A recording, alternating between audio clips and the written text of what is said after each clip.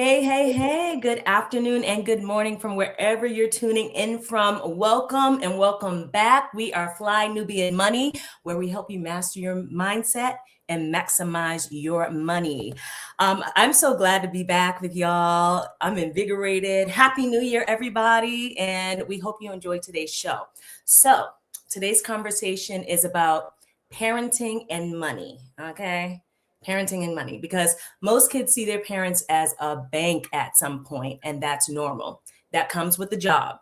But comedian Ryan Davis says something about that shift harder than he expected.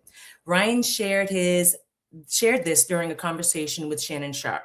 He said he watched his daughter go from loving him simply because he was her dad to seeing him as access to material things. Sorry, y'all, I'm getting it together. In his words, she went from I love my dad to let me see what I can get out of him. These are his words. He said once the relationship started feeling tied to what he could give her, it broke him. And that is heartbreaking. Not because kids ask for things, but because it stopped feeling unconditional and started feeling transactional. Okay. So today we're talking about this and where that line is and what's normal and whether it was appropriate to put his daughter in their relationship on the internet in this way. Ooh, okay. Well, today I have some beautiful ladies with me. We've got Nomalanga in the house, marriage, money, and mindset. Wait a minute, marriage, money, and help me out, Noma. Oh, Motherhood. Hey. Did I get that right? Marriage, motherhood, and money making. Motherhood. I knew I was missing I had one wrong M. Forgive me.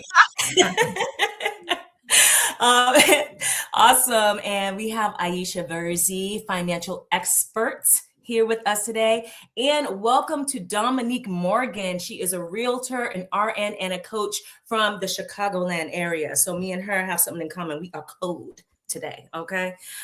So we're excited to have you guys here with us today. So Tiara, are we ready to go to a video? Let's take a look at this video and see what comedian Ryan Davis had to say about his relationship with his daughter.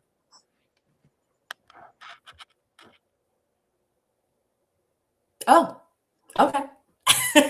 So first, before we go to the video, I'd like to know what you ladies think about that. So what do you think about a parent feeling like at a certain point they're kind of like an ATM for their kid? He's saying that this feels kind of transactional at this point. I believe his daughter is 11. Nomalanga, what do you feel about that?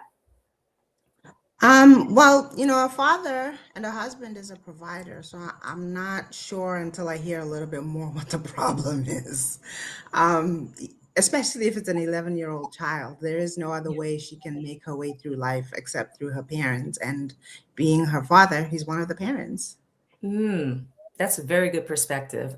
We cannot play the video due to copyright, but we're going to talk about this. I did see a clip of the video, and Aisha, what do you think about it?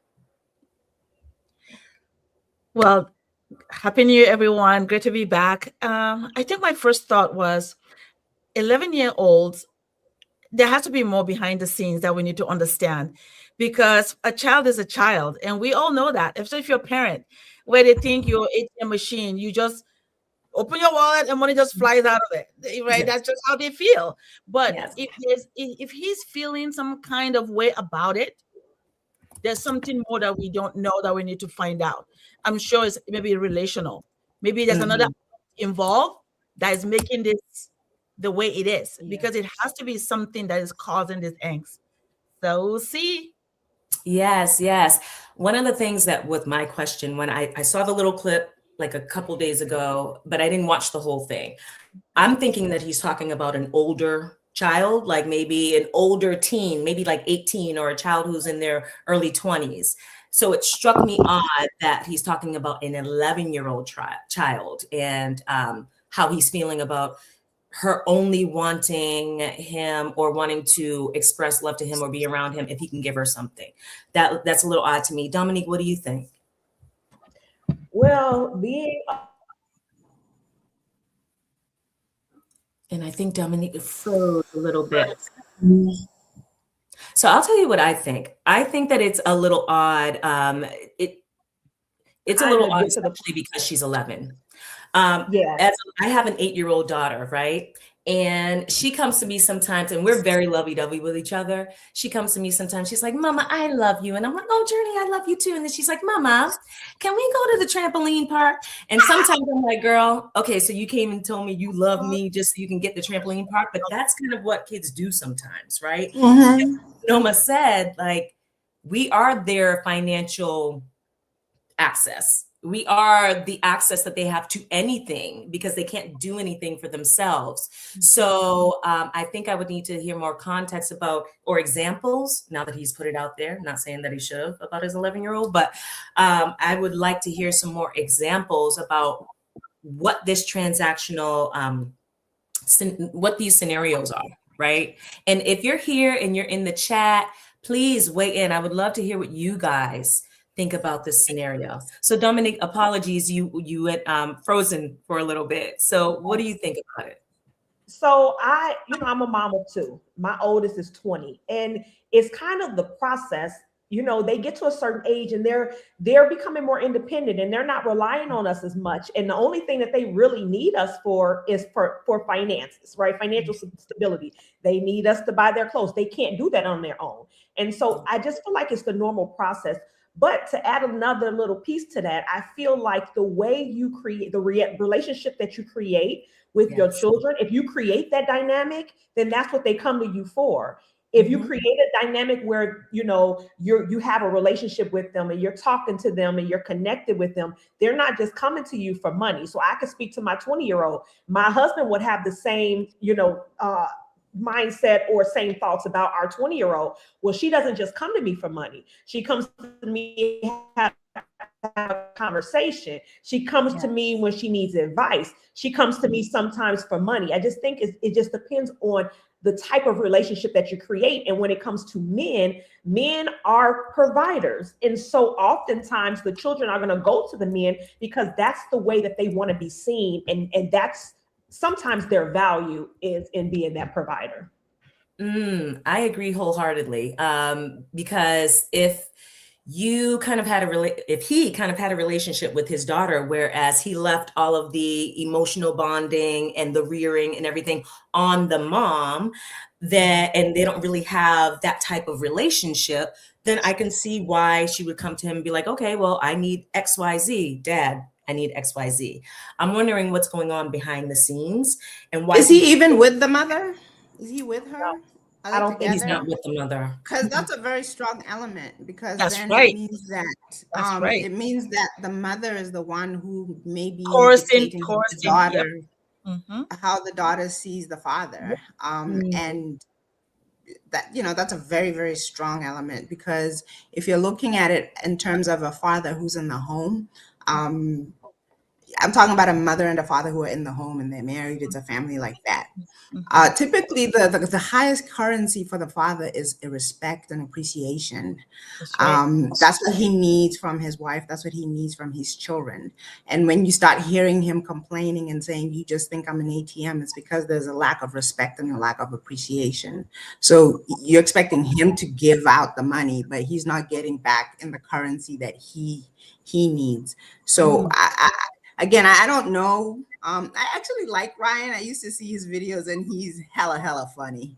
But I don't know his personal situation in terms of, is that his wife? Is that his ex-girlfriend? Is there conflict between him and the mother of the child? Does the child live with him? Does the child live with the mother? All of those are elements that could help us understand the situation better. Yes. That's a great perspective. I would also like to say, like, even if they're not living in the same home, right? It could be possible that the mom is influencing this a little bit. Yes.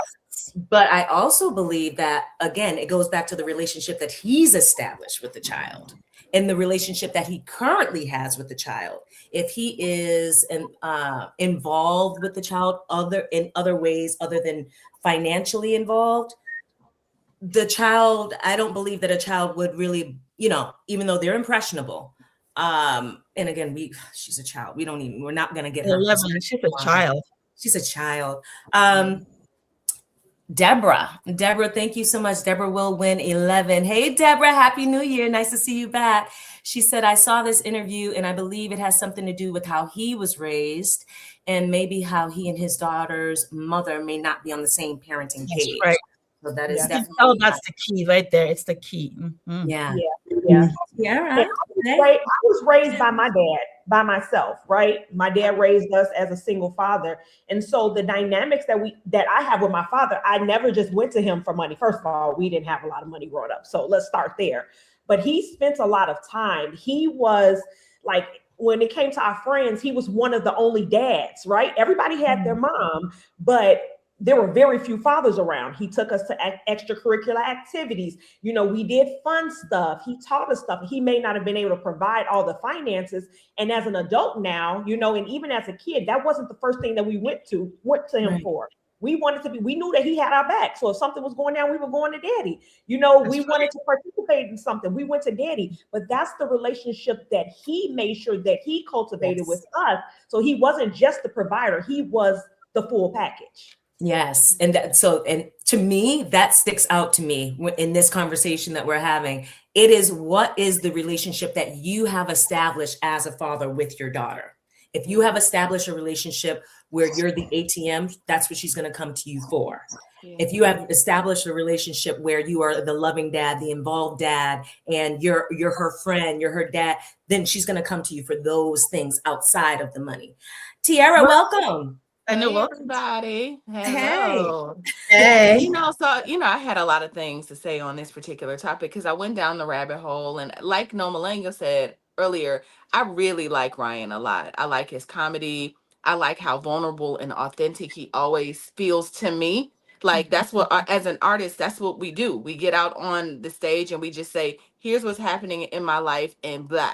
And then we make it funny or we make it sultry or whatever it is, right?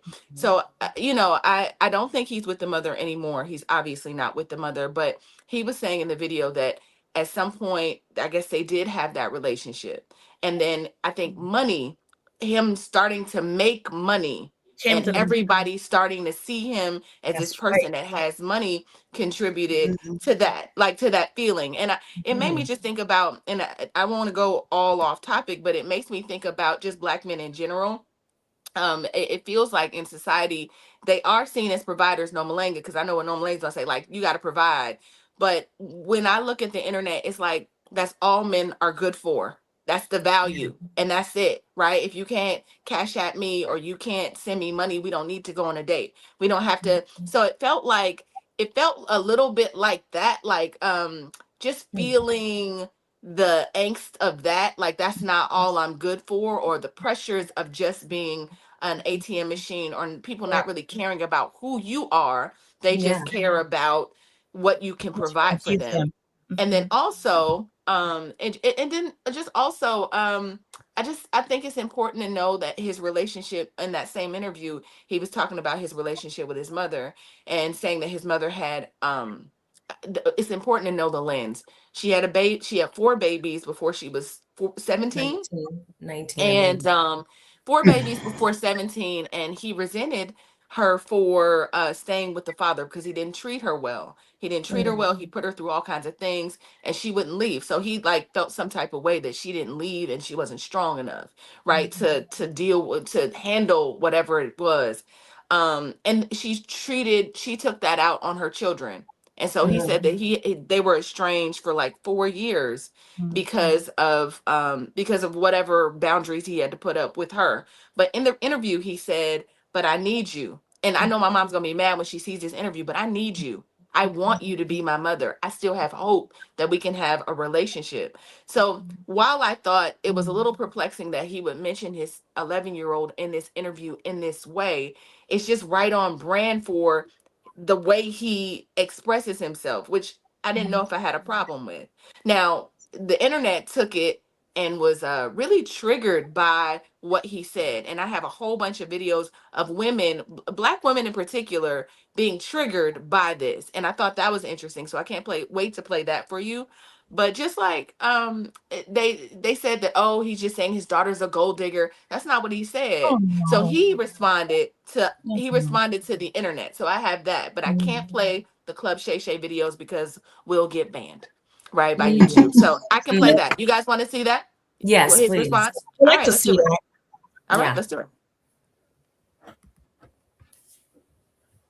Have people always been this stupid? I didn't know.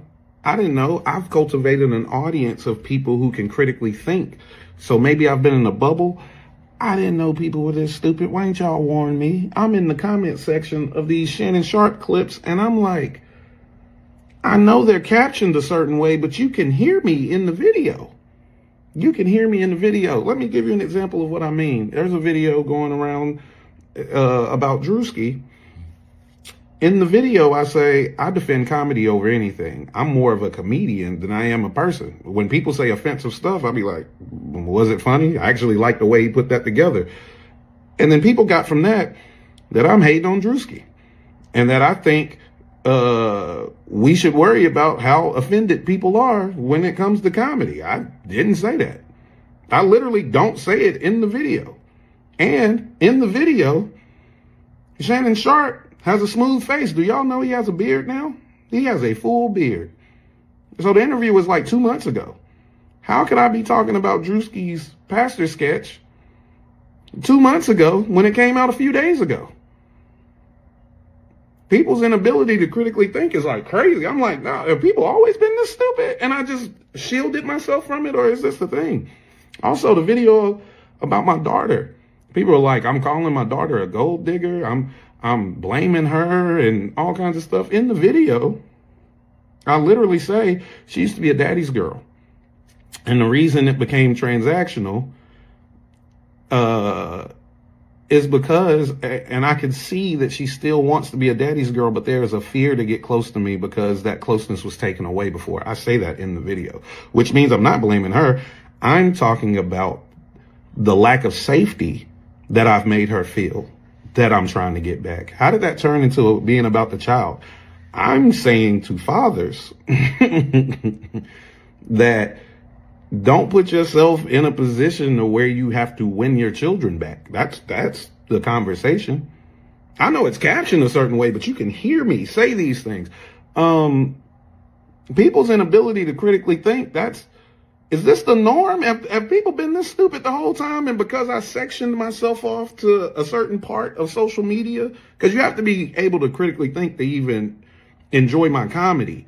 Did I make an audience for myself that where I could not see how stupid people are nowadays? I don't mean to call y'all stupid. It's just like the inability to critically think to me means you're kind of dumb. I don't know. Y'all let me know. Okay. Yeah. Okay. Okay.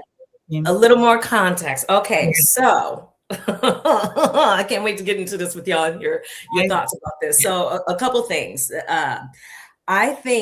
I believe that because of the way that he was raised and he went through some kind of trauma there, we like to generalize men, women, humans, whatever, right? And the generalization that I hear about men is that their primal need is to feel appreciated and respected. Mm-hmm. I think that for some people, that's correct. I think that is not a blanketed statement we can label everything with. I think that this brother, from what he experienced with his parents in his past, I think his primal need is to feel loved.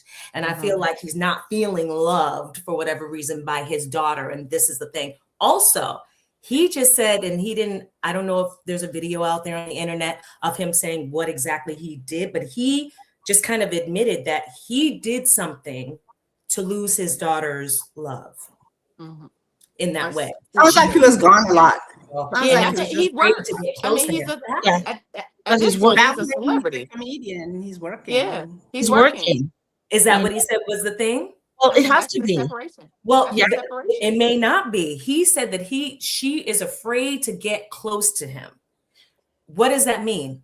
And he did something, and then he goes, dads, don't get to the point where you have to go and repair a relationship with your child.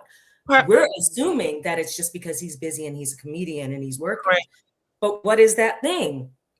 She's afraid to get close to him. What do you ladies think?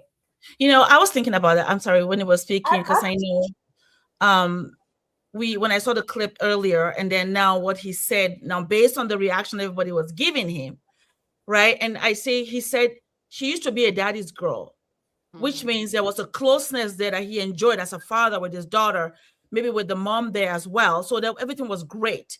But then now he's becoming somebody, and now he's doing stuff. Maybe then now him and his spouse or wife, something got in between them, and now there's separation. So now when she goes to one home, something happens, another home, something happens. So now there's something missing in between now for them. But he didn't say that. Yeah, but they are separated. They are That's separated. No, I'm saying he didn't say that was the issue, because she goes here. I know what you mean. He didn't say that, but us, like he said, what is it that we're missing, that we're overthinking and thinking that there's something that he did wrong, that they're calling him like there's something dubious about him. Which I don't think it's devious. He's a father.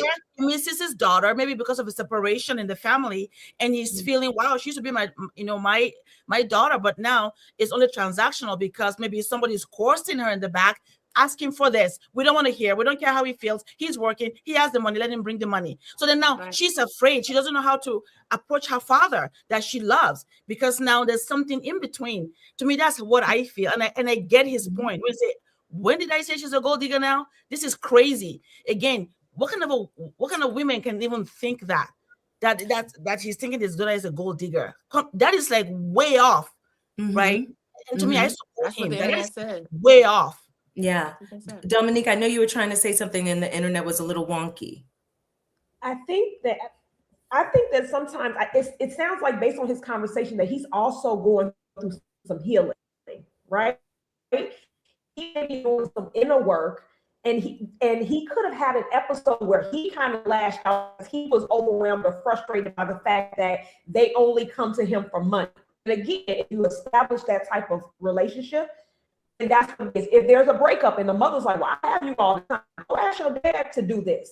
And so now this baby is placed in the middle of the situation that she's a kid. So yeah, she may be a little afraid to talk to her dad. And because he's had traumas, issues with his mother, he already doesn't feel loved. He feels abandoned by his mother. He could be projecting the energy onto his daughter, which is making his daughter feel unsafe. Yeah. She's not. Can you hear Dominique? No, she's breaking up. Dominique, you're breaking up. You may have to. You might have to go out and come back in, Mama, because you're breaking up. I agree with Deborah. It's like probably the breakup took to different journeys. To me, that's what's happening, and kids respond to that in different ways, right? Yeah, I hear everything you guys are saying. I think everything that we're saying, because we don't know the real context, is a possibility. I'm just saying, from the video that he just put out in response, he didn't say anything about like breaking up and it's something that's happening when I'm not there. He didn't really say what it was, but what he did say was, I did something to make this child fear coming to me in that way. That's what he said out of his mouth. I did something to make this child fear coming to me in this way. And now I've got to repair that. And he's feeling hurt behind the response that he's getting from his child. But it's going to be unless we have more context, and hopefully he'll share some more about why it is that he's saying what he's saying. Hopefully we can get more context to really see what the issue is. But I think that what we're all saying is definitely valid. It could be any of these scenarios. It could be the breakup. It could be someone else influencing her. But I'm going by what he's saying, because we don't know. And I know he had a huge fight with the mother, and she witnessed it, so she didn't feel safe around. Like, oh my God, my dad and my mom had a big fight. Oh my gosh, my dad that I love so much. It could be so many things. Sometimes it's not even that deep. Sometimes it's not even that deep. Like little kids, I have one of our youngest is 5 years old. Okay. If I mess around and leave and she didn't hear me say bye and explain where I'm going, and then I'm gone a long time, the next day she will not let me out of her sight. The trust is already like, I mean, it doesn't even have to be that deep. Little kids are just, and again, with my other children, sometimes you as a working mom, even if you're not working that 9 to 5, sometimes you got a conference and you're gone for a day or two or whatever it is. And they can have feelings about those things. That's why I said it so strongly that it's probably because he got successful, it was on the road a lot, and she felt abandoned and neglected. It doesn't have to be a major thing where he, broke the mom's jaw and traumatized everybody. It doesn't have to be that. And if we don't know that's what it is, I just don't like the idea of trying to insinuate it because we don't know. Exactly. Me too. I think it's not as deep, like you said, Noma. Yeah. It's not as deep. It's just, that's why I say, are you guys serious that you're taking it as a gold digger? Because it's absurd. Like, nah. I think people are taking.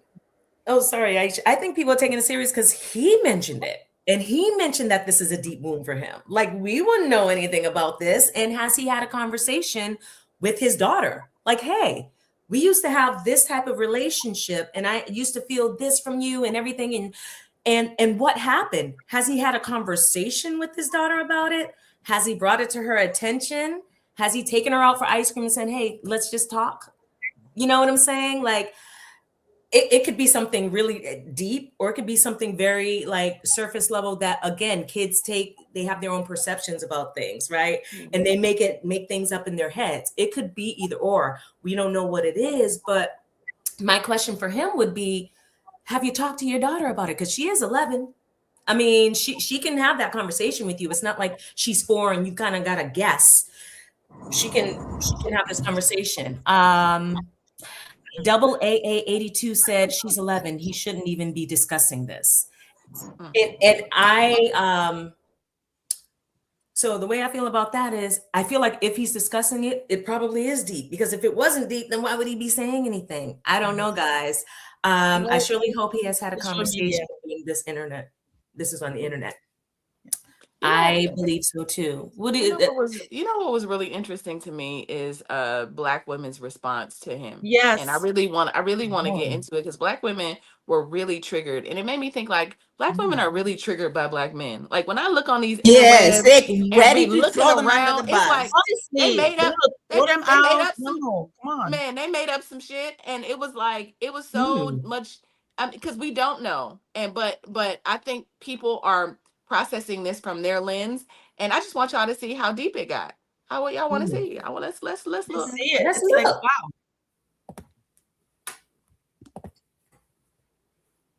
What could a 10-year-old little girl be asking her father for that is so outlandish, so unreasonable? He has to get on Shannon Sharpe's interview and discuss how their relationship is heading in the wrong direction. How she only sees him as an ATM. What did she ask you for? A Stanley Cup? American Dream doll?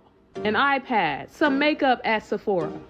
Let's be honest. We are only having this conversation because Black men have become so comfortable bragging about how they don't want to be providers. So maybe you don't like your baby mama, okay. But to put your child in the middle of this is just wrong. And I like you, Ryan Davis. I do. I think you're a talented comedian. Watch your career grow over the course of the last few years.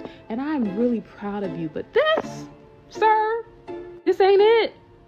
This ain't it, bro. What good is it to make all this money if you can't provide for your child in the fun years, the years where she ain't even hit the years where it's rough, okay? She ain't hit them teen years. She ain't even in middle school yet, okay? What could be so unreasonable that she is asking for you at this age? Money is called currency for a reason. It flows, just like the water in the ocean. The waves you push out are bound to come back to you. That's what my dad taught me about money. My dad wouldn't even let me pay for his birthday dinner. I had to sneak my card at my grown age to a waitress because he was of a generation where he provided. Don't let another man be the one to teach your daughter what money, love, and currency is.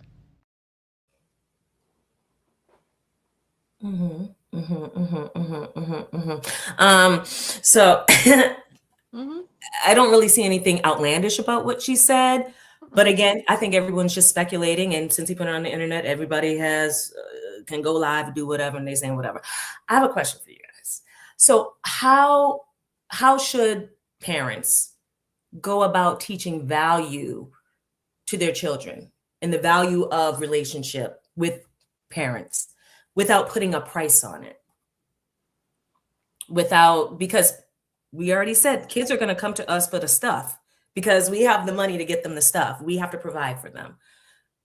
But I'm sure that this is not just him feeling like this. I'm sure a lot of parents feel like this. I would dare to say probably with older children, and you feel like you're getting taken advantage of, because the way it sounds, he sounds like he believes he's, getting taken advantage of in that way. But how do you instill value in your children without putting a price on things? Nomalanga. So with custodial parents, that often isn't even an issue, because you're kind of busy providing the bare necessities, roof over their head, electricity, water, cable, all that stuff. They generally, children don't see you as their piggy bank because you draw those lines. I make it clear to all our children. Our oldest is 20, and I said our youngest is 5. They all understand that I and their father have a responsibility to provide for them a home, love, all of these other things. But then there are other things that are privileges, and we're very clear about what's a privilege. If you've eaten, there's a roof over your head and all these other things, you don't get to nag me about an iPhone or iPad or whatever it is. Those are privileges. And even when you do get it, using it is a privilege, and it's contingent on you being a contributing member of this family and behaving the way that we've established is okay. And when you don't behave that way, we remove the privileges. But that's parenting. That's just basic parenting. Right. And I don't see how, if you have a mother and a father in a home, that a child can start thinking the dad is a piggy bank. The mother is the one who's the most responsible for shaping how children see their father based on how she models the respect and the love and the appreciation and other things. So it's just difficult for me to hear that a child is behaving this way without being influenced by an adult. It's hard for me to believe that. Okay. All right. Oh, I was just about to go. Just about to ask Tiara. Oh, there we go. Aisha, what do you think? Yeah, no, I'm siding with Noma. I believe that if you have a home where there's respect for the father as a provider and the protector, and the mother as also the support or helper in the home, you won't have that, because what you have, at home, you have a roof over your head, you have food, you have water, you have safety. Everything else is added on as a privilege, and we can take it away from you if we don't think you're acting according to the values of the family, right? So that to me makes more sense. And then if there's a separation, that is when you see stuff like this happening, where now the love for the father starts becoming one way, because things have become transactional, where, oh, if you do this, then you can see us, or because you didn't do this quick enough, then we have to delay you for 2 weeks, you can see us.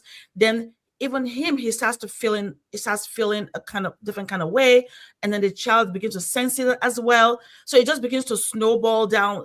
Those kind of behaviors start to snowball, and it's all because of the separation somewhere. And then so there's no support. Whether the spouse is not supporting the husband, or either way, they're not supporting each other. They're not on the same page. So now the kids become a pawn where, okay, ask for this. If you don't get this, well, we're not going to see him. And then he too will say, well, you know what, I'm busy too. It starts becoming like a child's play. Unfortunately, this is what happens. I've seen it. People do that. And we know that they're doing it as a weapon. We know, right? They start saying things that make no sense. If they were all together, this won't be happening. So to me, with everything that we're all saying, I hope that this 11-year-old is removed from the situation where it doesn't become where now the whole world sees her in one certain way, because it will affect her. Whether he understands it or not, or sees, what's going to happen to her or not, it will affect her regardless, right? Because now we're talking about it. So hopefully this will be stopped quickly, and we as well as parents will not participate in it. If we hear it, we're not going to repeat it, because we realize that it's like our own daughter. That's how we should look at her. Like, no, we're not going to talk about gold digger or nonsense. That is, come on. She's a child. Let's just say, hey, what happened here? Let's fix the problem, instead of making it worse than what it's supposed to be. Yeah. I haven't seen, like, I don't know this guy. I haven't seen any of his videos. Now I'm gonna have to go look, and I haven't seen any of the comments and everything. So I'm going back totally by what you guys said. Tiara, I would love to hear your perspective on this. I'm gonna give you guys my perspective. So my parents were divorced when I was 7 years old. There's 4 of us. My older sister was 11, I was 7, and then the 2 younger ones were like 3 and 4, right?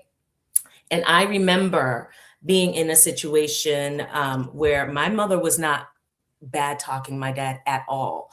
I came to conclusions about my father from his example, from his modeling, from what he did, from what he did not do. And and I've always been a very outspoken child. I got in trouble a lot for it, okay? But I was the child to be like, no, this is wrong. And why are you doing this? I would question my father. I would question my mother. And why are you doing this? And you know what I got from my dad and everybody on my dad's side of the family who wanted to cover up what he was doing? Your mother told you to say that. And it was so frustrating. And I was always a child who understood and could see things, and I would know what's going on, right? I was very aware. And it was, your mother told you to say this. If I asked my dad for money, why? Your mother told you to come to me for money?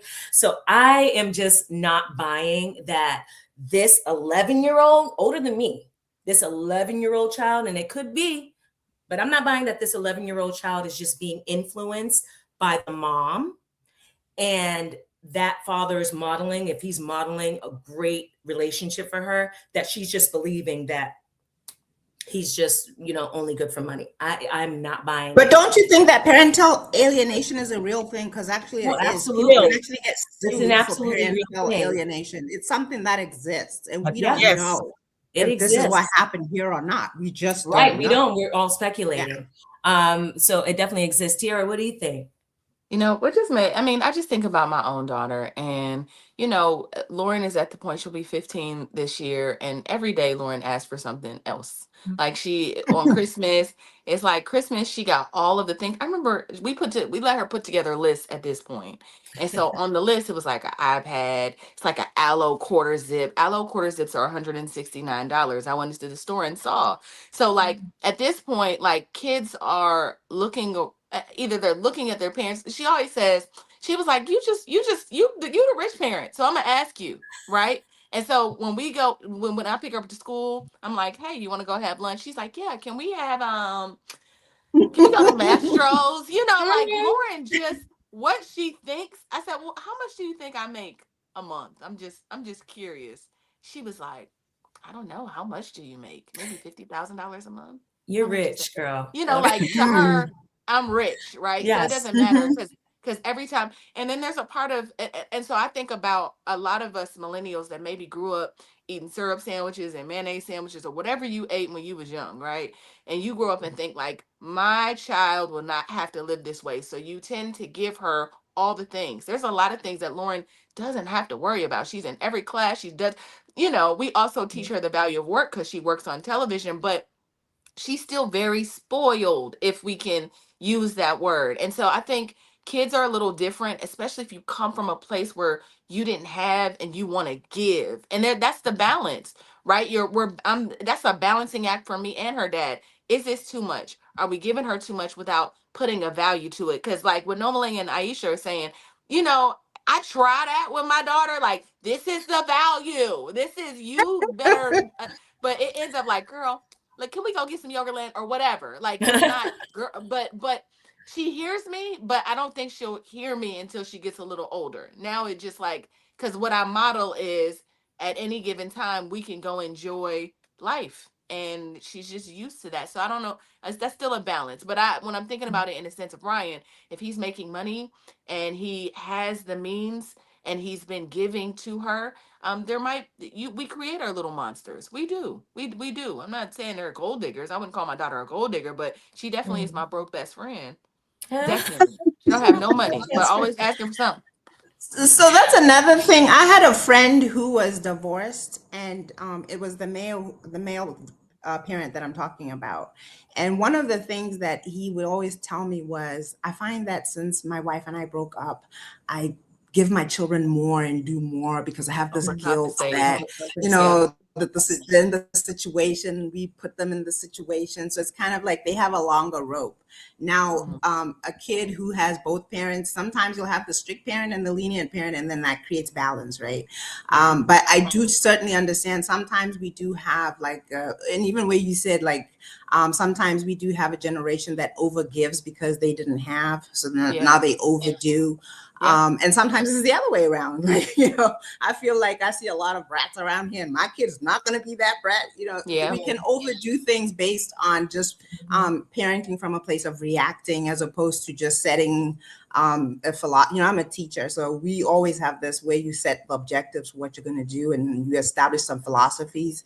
So, you know, there's going to be a lot of things going on, but you got to stick to your philosophy and you got to stick to your objective. And really the objective is to put out a human being out there that's not going to be a little asshole. Sorry for my French. Oh, no. Yeah. So for real. So for real. Yeah. Okay. So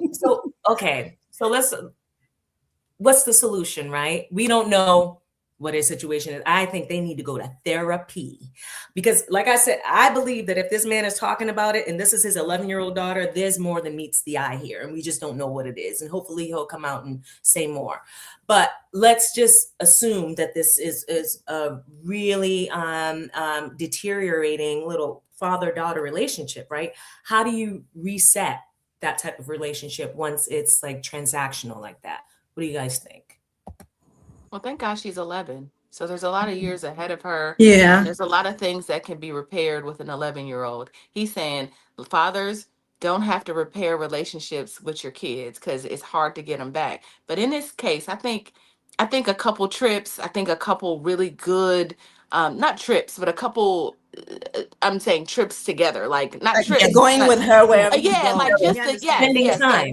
Yeah, I don't. It doesn't even have to be elaborate. A couple trips to, you know, wherever, to the park, to sit and talk, to, you know, just have those moments that felt familiar to the both of them. I think they can rekindle that. I think that'll be an easy fix.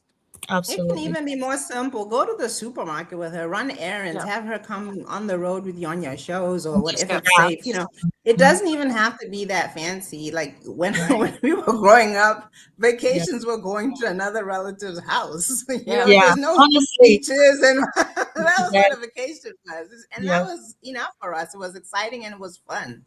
And you had family time, you know. Yes. The kids just want to spend time with their family, with their parents. They just want time that you value me, you care about me. That's just what they want. Yes, and that goes back to it. It's what are you modeling? Like, are you because that's really all kids want. All the gadgets and stuff, that's because of lack of happiness or fulfillment, because of lack of connection, right? So it's easy. Like you said, go to a park, go to the grocery store with her, spend time with her where she knows that she's important to you. Yes. You want that relationship with her. And then I don't believe that she'll just be coming to him just for money. Okay, I think we got another video, right? Although I will say, like, I can imagine that when you know, if you didn't have much and then suddenly your dad has a lot, it can be tempting to be like, is he that big? He's pretty successful. Yeah, he's on Club KK. He's a working. He's talking about the weird things about him. Okay. That's good. Yeah, Tiara, do we have another video? We do. Let's get to the triggered ladies. Watching that clip of Ryan Davis literally calling his 10-year-old daughter a gold digger triggered the fuck out of me, because it reminded me of what I went through when I was growing up with having a father who was financially stable and who used money to make me suffer. And it's really a humiliation ritual. So this also happens when the father cannot be with the mother of that child. It didn't work out. And a lot of people don't understand that if a man cannot be connected to the woman that he was fucking, which is the mother, he divorces. He should abandon. He should be able to, you go with your mother. You're not my child anymore. I can't fuck your mom, so you're not my child anymore. And we see this even in baby mama, baby daddy culture, where you know, the baby daddy stops by the house to see the kid, but he screws the baby mama no matter who he's dating outside the house. He has to screw the baby mama in order to, you know, be a father.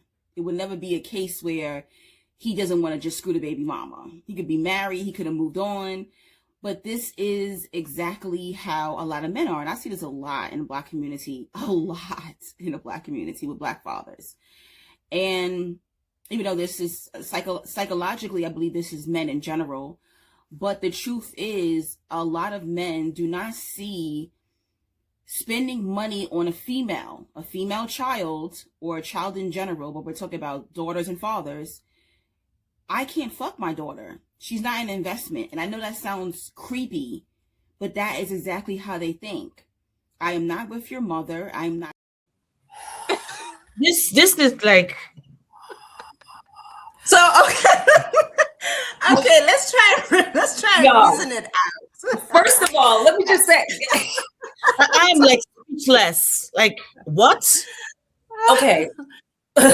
Okay, although what she's saying about may exist in some. I'm trying to say that when the family unit is not together, he doesn't see how he should financially provide for that family unit. And then if he leaves, he doesn't see it as his family. There's some validity to it. She's just being so vulgar that it was distracting us from the message. It's too much of a reach where she's going with it. It really does happen where when men leave, let's say, even they would marry to one woman and then they divorce and then he goes and marries another one. He can literally forget about the kids from the first marriage and just focus on the ones from the second marriage. Yeah. And that often happens because, again, that's where he's given them his name. That's what he sees as the people he has to provide for. That's who his family is. And he does have to kind of work hard to bring in those other kids. That's also very common.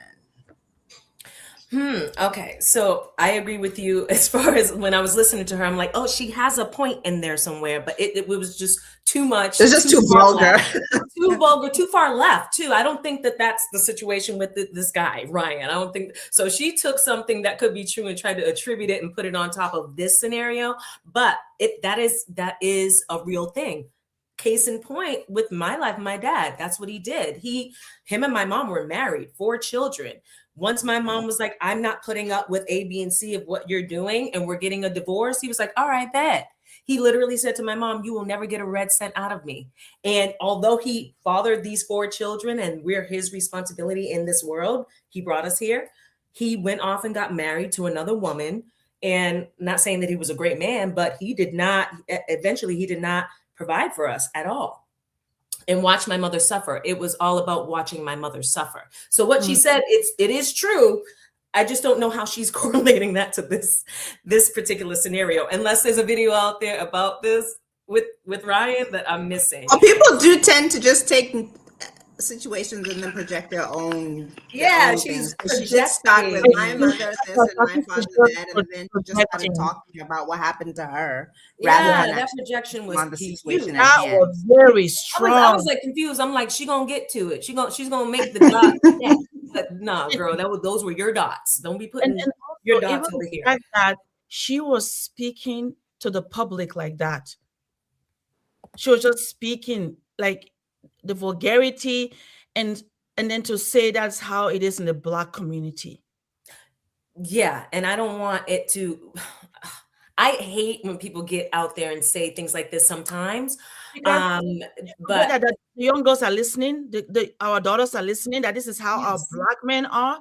That's literally what she's just saying with a straight face. She's saying and just pointing it out there like that. And the thing is, she didn't even say all Black men, but the fact that she's a Black woman saying that, people will take that and say, oh, she's just blanking out with generalization. She did in the Black community. Yeah. Oh, damn. See, I didn't even. I learned when we've had Joe on the panel.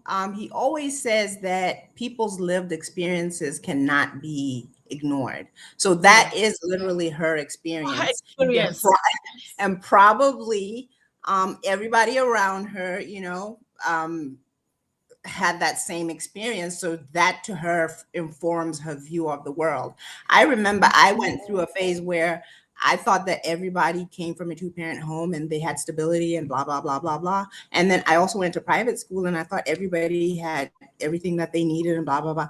And I got shocks when I started seeing extreme poverty and seeing people with like, oh, you don't have a father? Oh, that was a bit shocking for somebody who'd grown up in a bit of a bubble. And when you'd hear me speaking, I would even generalize it to my whole country. And it sometimes isn't even true. There's a population that experienced one thing and then there's a population that experienced something else. But when you talk, you're going to talk about your own experience, your own lived experience and what you see around you. My mother was one of 5 girls and they were all married. So to me, that seemed like something normal. Right. And then like when I was 19, I moved to America and I saw something different. And then it starts to inform you like, okay, so maybe not everybody has the same experience as me. And experience is valid. And then you kind of get into a phase where you kind of try to understand, how did people get to where they are? How did I get to where I am? And that's where you have conversations. Yeah. And I'm all for, like, everybody has, we're like fingerprints, right? We're all different. We have different lived experices. But when we speak, we just need to make sure that the dots connect with what you're talking about. Because we don't speak like that. She needs a therapy session. Exactly. And I saw Anonymous, you in here talking about, oh, here we go with therapy. Yes. Aisha. I think for me, like with her, like just what Noma just said, that wow, me too. Like when I grew up, everybody was married. It was very like different from what I come to experience in this country.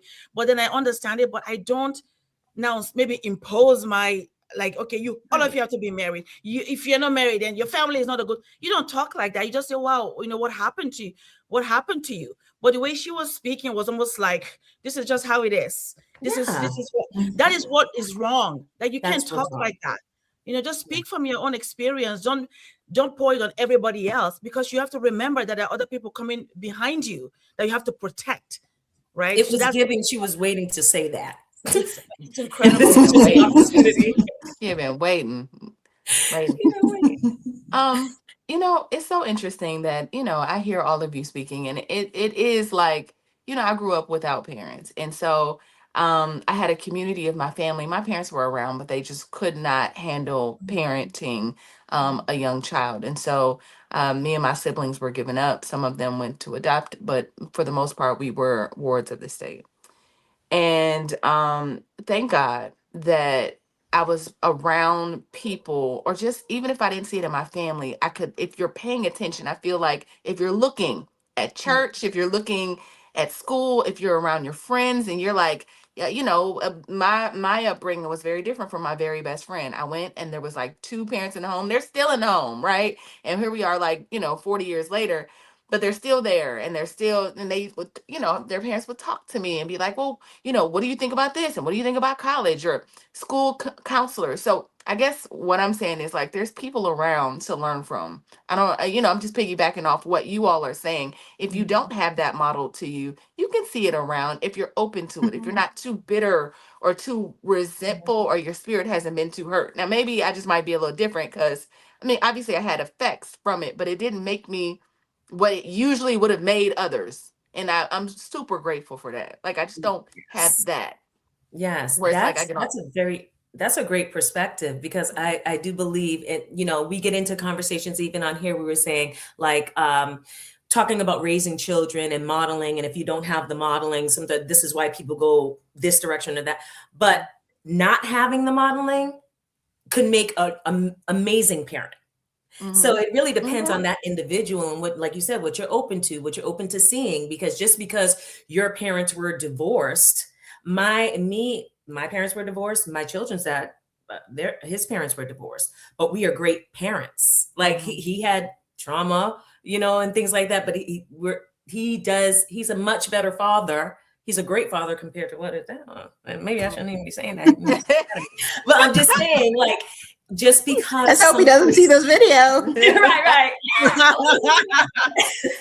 But just because something bad happens to us, or we have a bad, experience, doesn't mean that that's going to be our worldview, because we have the choice to be like, no, I want to take that. And because of that, I want to be this. That's and not go down that path. So, Yes. Do we have any other videos here? We do. Is Anonymous talking to me that I was traumatized? I might have been traumatized from childhood, but I know that everybody is not traumatized from childhood. I don't know if she's He's about. talking about. No, I don't Talking about think the they lady on the mean video? there was no trauma You're in talking about what that you lady. said. Oh, I'm like, wait a Talking about minute. the Now, lady, what did I just the say? video, not the And I video. should be talking. All right. Okay. No, We Anonymous is have, very funny.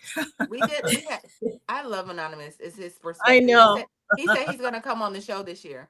Oh, he All said right, he's so- talking about me. What you talking about me, Oh, Anonymous? he Go was ahead and talking say about. No, Don't let Don't Anonymous egg take him you down on. the road. no. So here we go. He's saying we need Anonymous is so reparations, funny. not therapy. Anonymous, He Oh, always I'm says probably, that. I'm we gonna need make both. lunch. Maybe you want to come have lunch over here.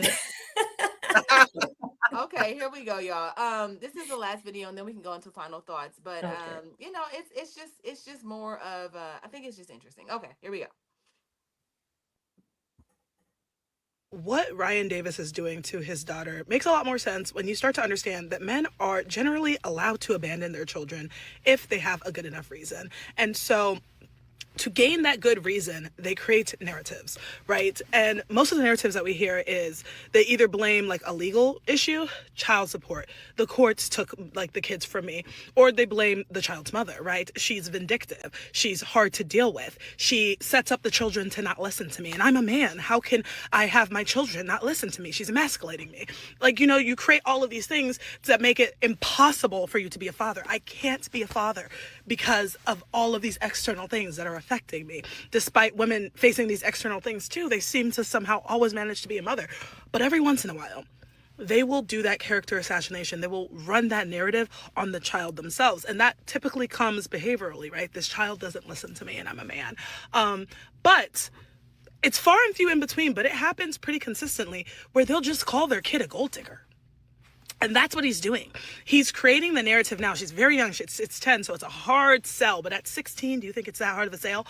Like at 21, when she's a college student and she needs help with school and stuff, do you think it's that hard of a sell? But when you plant the seed at 10 years old, then everybody around her in the immediate, and it's like us out here, it's a bad look on him, but that's not who he's running this narrative for. He's running the narrative for his own family members who have an expectation for you to care for your children. So he's trying to find a way out of it. And he needs to find a very strategic way to run that narrative that does not lose him access to his other family members. So if she is the problem and she's a greedy little girl who's out for his pockets and doesn't love him like the father he's supposed to be, people will sympathize with that. And when he successfully abandons her, it won't be his fault because he wanted to be the father for you, but you didn't want a father. You wanted an ATM. So really, it's your fault. Okay. Again, projection. This is what he was talking about when he's like, are people this stupid on the internet? She's literally saying a whole And bunch what of she's things. saying, it's true. That does happen. But this scenario, we don't have Terrible. enough information to attribute that to this. No, he didn't say any of that. And in his Right. video, he literally said, are people this stupid on the internet? And she just personified it because he did not say any of that. Did we find any videos of people saying stuff that makes sense? That they're not just projecting? Because again, I agree with what she said. That happens. It happens. But I just don't, from what I've seen, and maybe I'm missing something about this Ryan Davis situation, I didn't see him going, I don't get it. Yeah, I just wanted y'all to see that. I just wanted y'all to see that people, you know, are waiting. Project. They're waiting. Yeah, they're projecting things. They're waiting. They're waiting to say what they wanted to get off their chest. And all right, internet, the internet Latoya, wins we again. can see your chats. We can hear you, girl. Yes. Hey, Latoya. Yeah, I mean, I just wanted y'all to see that, and mainly because I think that it just struck a little different for me because I just feel like we're so divided. The internet has us so divided, and Crazy. it's hard. It's like the community. Anyway, I'll save it for my final thought. Go ahead, Shalaye. I'll save it for my final thought. Latoya Young, I think, okay, I went up and I did see a question. He said, hi. You said, did your mom, and maybe this is the reason why she asked if we're seeing her chat. You said, did my mom leave my dad? My mom told my dad, I'm not taking this. Yeah, I'm going to leave you. I think he filed first, though. I think he filed for divorce first, but he knew that, oh, okay, she not with it. So let me go ahead and file this divorce. I believe that that's the way that went down, if that answers your question. So right, one thing I want to throw in this conversation, sorry, Shalaye, before we go to final Mm-hmm. thoughts, is I saw it somewhere in the comments and I agreed with it, but I didn't have a chance to pick it up. We always assume that when two parents split up, that the best parent is the mother, and that actually isn't true. It's not Look true. at the statistics, guys. Statistically, the outcomes are way better when children go with their father. Father. It's not me, it's not my feelings.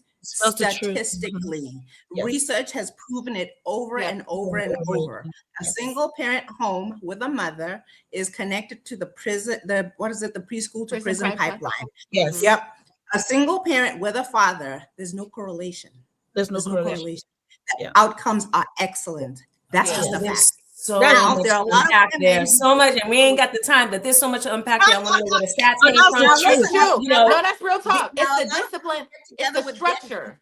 But what percentage are we looking at? The large majority of percentages go with women. So yeah, you may have a smaller majority of percentages that where it's single parent household with father. But a lot of the times, if they went with the father, that means that the mother was egregiously unfit to have. No. It's just a lot true. of women choose really bad men, so it's hard Yes. for them to imagine that Yes. a father could be better because their lived experiences. I was with a bum, and I can't imagine that this bum could do better than me. But under normal circumstances, it doesn't matter what country you go to, it doesn't matter what community. Statistically, I've never heard this. I ain't never seen it. It's a single parent. The father does better than the mother. Than the mother. I would love. Let's do a show about getting into those stats. Listen, Noma, you just triggered Shalaye. Listen, I'm like, I know my lived experience is not, what everyone lives, but I'm looking at the broad scope of everyone that I know who is married or has parents who are divorced, and people who live with their moms and people who live with their dads. That's that's all I can look at. But another conversation for another time, perhaps. Yeah, that would be a great. Yeah, we're learning. The world goes way beyond what we see. And way beyond what we see and what we experience. And statistics hopefully are more broad than just looking at one person's view. But Noma is on point. Noma is on point there. Yeah. Shalaye, so they attribute it to the discipline when a good man, we're talking about a good man. Structure, the discipline and the structure, and then like the how logical men can be. As a matter of fact, like I do I co-parent with my child's father, and there's 7 days out of every other week that she goes to her dad. I don't think one thing about it.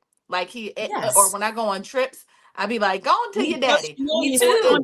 Yes. But if truth is, women are also more overwhelmed, more emotionally unstable. There's so many things. Yes, like I just sent her on to her daddy, and if everything by herself, and there's nobody supporting her, there's nobody helping her financially, there's nobody helping her emotionally, there's nobody loving her, and all of these other things, she can turn into a whole human being. And we just assume that because she's a mother, that is true. Good.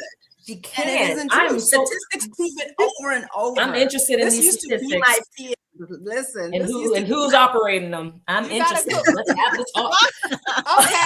Okay. But I know. See, y'all, we haven't talked in a while, so we miss each other. Okay, like, give us some grace. I've been here. All right, so we can go to our final thoughts. Okay, Nomalanga, was that your final thought? Oh, you got one. You got one. Okay, so my final thoughts are here. I always do try to see other people's point of view. But I think that what we need to do collectively, especially in the Black community, especially when you see young women throw out horrible things and try to attribute it to everybody in the Black community, is we need to be open to looking at good examples and trying to model good examples. Okay, that's a good starting point. And again, my parents weren't always perfect. My father told me that the things that he learned the most about being a man, he didn't even learn from his own father. He said he learned them from his grandfather and an uncle, even though his dad was right there. So we're looking for good examples. We're looking for people who can build us up, build our children up. And when you get older, you can look for those people yourselves. You can look for people who are happy and see what's making them happy, who's successful, what's making them successful, and so on and so on. And stop the rubbish talk about men are this or that, or he's this and that, and Black people this and that, when it's not negative. Don't let things come out of your mouth that you don't want. Do you really want Black men to be losers? No, because that means your daughters are going to marry losers. Speak life into people, speak the things that you want, and look for them because you'll find them. Okay, that's enough from Auntie Noma. My name is Nomalanga. I am the founder of the M3 program, Marriage, Motherhood, and Money Making. You can find me on Facebook most of the time under Nomalanga Gaborone. That's my new last name. And I'm also the founder of Pads for Our Girls. I'm always looking for donations. The smallest amount matters. We serve a community of young girls who are too poor to afford sanitary pads. And because of this, they miss school. Some of them miss school because they don't have sanitary pads. So any donation counts. Please go to padsforourgirls.com. Thank you. All right. Thank you so much, Aisha. What are your final thoughts? Final thoughts. So interesting today, the conversation.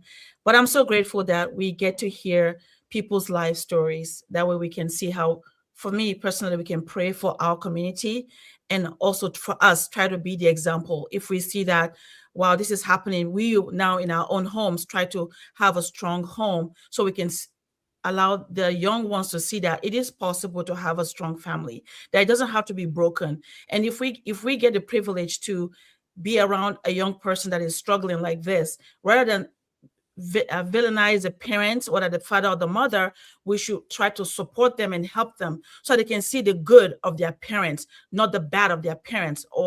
And if we have a chance to see a parent that is saying things that we don't think is appropriate towards their children, instead of amplifying it and retweeting it all over the place, let's talk to the parent to reduce it so that way the harm doesn't continue, because we become part of that harm if we participate in sharing over and over again. So let's try to stop it.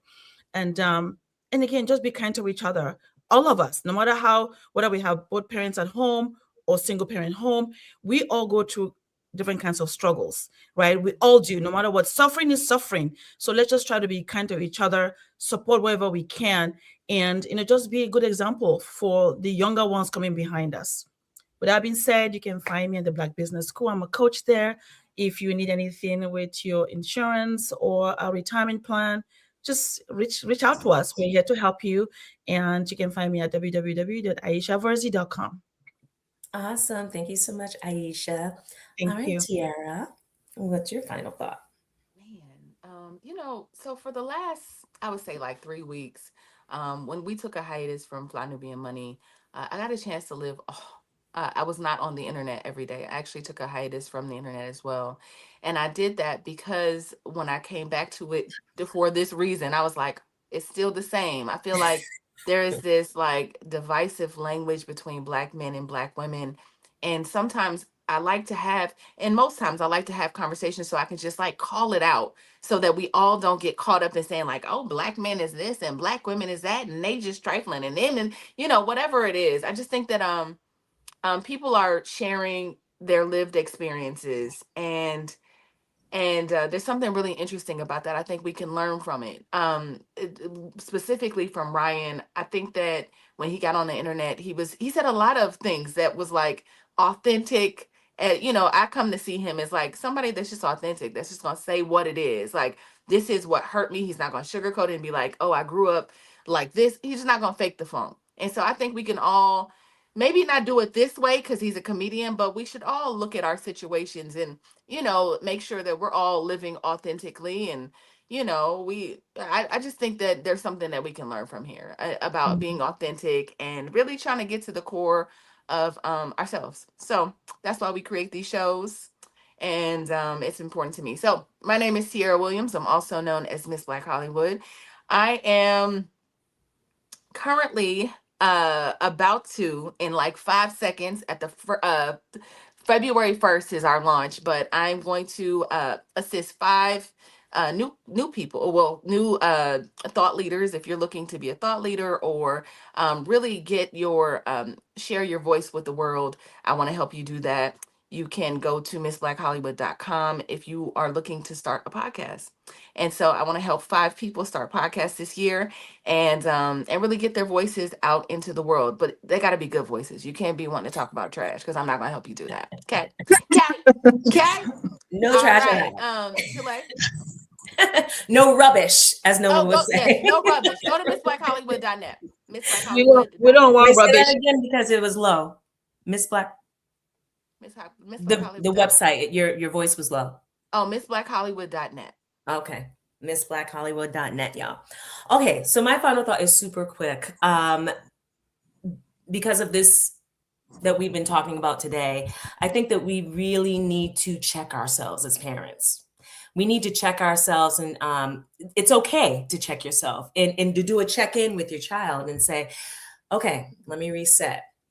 This is going in a direction that doesn't feel good to me, may not feel good to my kid. It's okay to reset. We don't know everything. And it's okay to realize and admit that we don't know everything. And ask the child, especially if they're of age, they can have a conversation with you.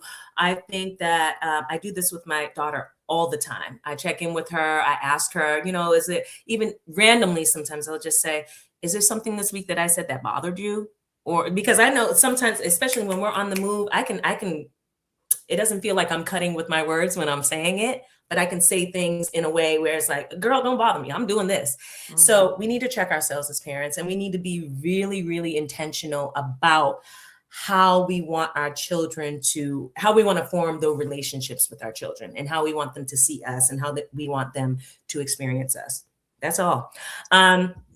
I am Shalaye Camilla with Vital Source Realty. I am here in Boston, Massachusetts, and I can help you buy or sell real estate anywhere in the United States and Canada.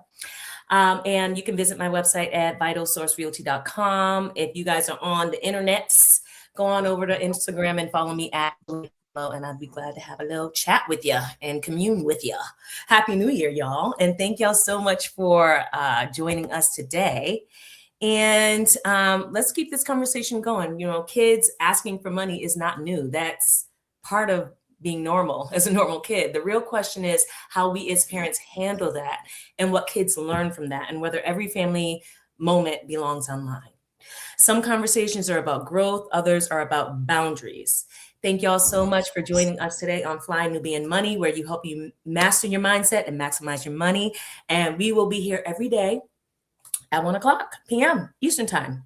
All right, y'all. See y'all later. Y'all have a great week. Not every day. Not Saturday. Oh, not every day? Like Monday through Friday. Oh, yeah, that's what I meant. Not the weekends. Girl, we need to rest. Not Monday through Friday. See, I'm assuming that everyone here is family and they know. But no, if you're watching the replay or you're new, Monday through Friday, 1 p.m. Eastern. Yes. We will see y'all later. Happy New Year. See you next time. Right.